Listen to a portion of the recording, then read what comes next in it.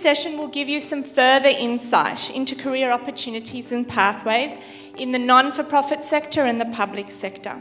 People are usually pretty keen to do pro bono work, happy to help the community, and lawyers all over the place are doing it all the time. That is really good experience for you.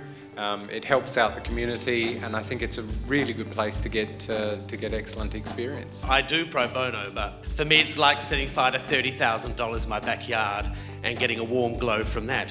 Well, I found it really insightful because I was interested in that area, pro bono work, and I was really not interested in the corporate sector at all. I think people at the end of the day will gravitate towards what they love. I became a volunteer with the Australian Red Cross. 4 or 5 of us, together with some students, started the Redfern Legal Centre. We help people with the issues that are impacting on their quality of life, impacting on their ability to focus on treatment and family issues. So corporate careers aren't the be-all and end-all of what you can do with a law degree. There's a lot more out there for people that are looking to diversify and move into those remote regional areas or areas outside the corporate sphere. But the obsession with you people is that you have to work in glass towers. Do you want to be chained to your desk till 3 o'clock in the morning because that deadline for some merger or acquisition is going down? I particularly enjoyed Alex Ward's speech because he is from South Australia, so I found his insights very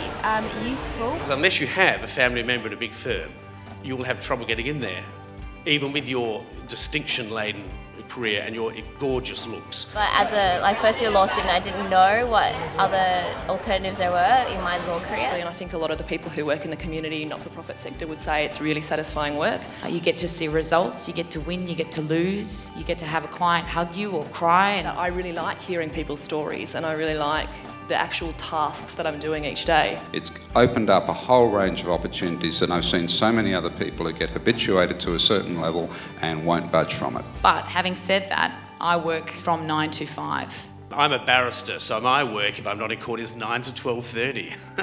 Back to that 9 to 5 rubbish. Definitely loved Alex, barrister at the end, just because I know that I'm looking to go into a career at the bar, and if I can end up like that, I think I'll judge my career very successful. When I was at law school, we didn't even really know that international law was as big as it is these days, especially in terms of war crimes and international crime. Len from the International Committee of the Red Cross was absolutely fantastic, and that's pretty much my ideal career path, so it's fantastic to hear from him. There are a lot of myths, I think, about criminal law. There's a high burnout rate, there's gruesome subject matter. In comparison to corporate law, the pay is really bad.